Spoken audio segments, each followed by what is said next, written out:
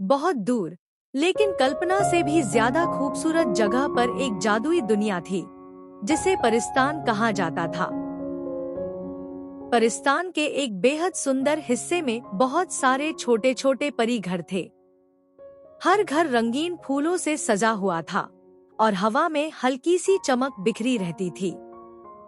इसी परिस्तान में एक बेहद खास परी रहती थी, जिसका नाम था अलिज़े। अलिज़े सिर्फ खूबसूरत ही नहीं थी, बल्कि बहुत ही समझदार और टैलेंटेड भी थी।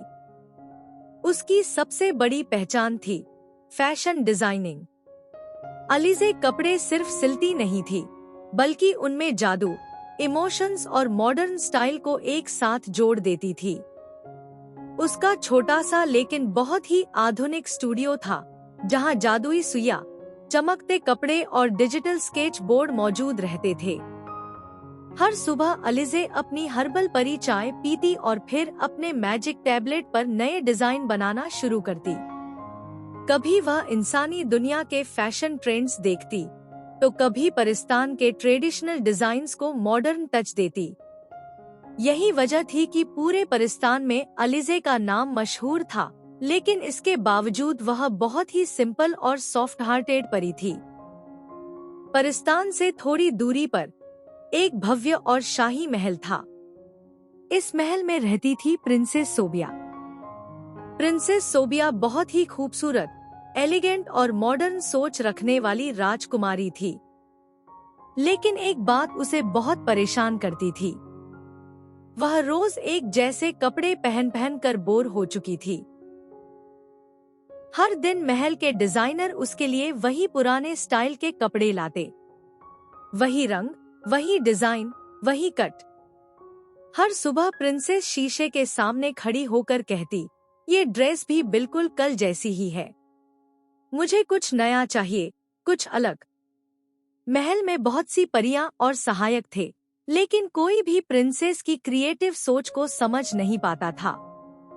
प्रिंसेस चाहती थी कि उसके कपड़े सिर्फ सुंदर ही न हों, बल्कि उसकी पर्सनैलिटी को भी दिखाएं। महल में एक छोटी सी परी रहती थी, जिसका नाम था निलो। निलो बहुत समझदार और तेज दिमाग वाली परी थी। एक दिन उसने हिम्मत करके प्रिंसेस से कहा, प्रिंसेस, अगर आप सच में यूनिक और मॉडर्न कपड़े चाहती हैं, तो परिस्तान में एक परी है जिसका नाम अलिज़े है। वह सिर्फ फैशन डिजाइनर नहीं, बल्कि फैशन जीनियस है। यह सुनते ही प्रिंसेस सोबिया की आंखों में चमक आ गई। उसने तुरंत कहा, अगर ऐसा है, तो देर किस बात की? तुरंत उस परी को यहाँ लाया जाए। राजकुमारी का आदेश मिलते ही छोटी छोटी परियां परिस्तान की ओर उड़ गईं। जब वे अलिज़े के घर पहुंची, तो देखा कि अलिज़े अपने स्टूडियो में एक क्रिस्टल गाउन का डिजाइन बना रही थी। परियों ने उसे प्रिंसेस का संदेश दिया। अलिज़े ने मुस्कुराकर उनका स्वागत किया। वह बहुत ही मेहमान नवाज थी। उसने कहा, आप लोग थक गई होंगी, पहले केक और चाय पी लीजिए। अलिज़े ने उन्हें चॉकलेट फेरी केक और खुशबूदार चाय दी। सब परियां बहुत खुश हो गईं। इसके बाद अलिज़े ने अपनी चमकती हुई पंख लगाए और छोटी परियों के साथ महल की ओर उड़ चली। जब अलिज़े महल पहुंची, तो पूरा महल उसकी सादगी और एलिगेंस से प्रभावित हो गया। प्रिंसेस सोबिया ने खुद आगे बढ़कर उसका स्वागत किया। अलिज़े, मुझे तुमसे बहुत उम्मीदें हैं, प्रिंसेस ने मुस्कुराते हुए कहा। अलिज़े ने सबसे पहले प्रिंसेस की पर्सनैलिटी, उसकी पसंद और उसके रॉयल लाइफस्टाइल को समझा। फिर उसने काम शुरू किया। कुछ ही दिनों में अलिज़े ने शानदार ड्रेसेस तैयार कर दीं। एक रॉयल सिल्क गाउन, एक शिमर ड्रेस जो रोशनी के साथ रंग बदलती थी, एक क्रिस्टल क्लियर गाउन जो हीरो की तरह चमकता था, और हर ड्रेस के साथ मैच करती हुई खूबसूरत ज्वेलरी। जब प्रिंसेस सोबिया ने ये ड्रेसेस देखी, तो वह खुशी से हैरान रह गई। ये तो मेरी सोच से भी ज्यादा खूबसूरत है, उसने कहा। प्रिंसेस इतनी खुश हुई कि उसने तुरंत एक नया आदेश दिया, मैं चाहती हूँ कि परिस्तान में अलीज़े के लिए एक बहुत ही खूबसूरत बुटीक खोला जाए।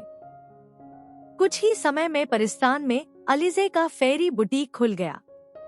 दूर दूर से परियां प्रिंसेस और क्वीन अलीज़े की ड्रेसेस लेने आने लगी। अलीज़े अब सिर्फ एक डिजाइनर नहीं रही थी, बल्कि वह एक इंस्पिरेशन बन चुकी थी। उसकी कहानी यह सिखाती है कि अगर टैलेंट और मेहनत को सही दिशा मिले तो सपने जरूर पूरे होते हैं। प्रिंसेस सोबिया और अलीज़े की दोस्ती भी बहुत गहरी हो गई और इस तरह अलीज़े एक साधारण सी परी से परिस्तान की सबसे बड़ी फैशन आइकन बन गई।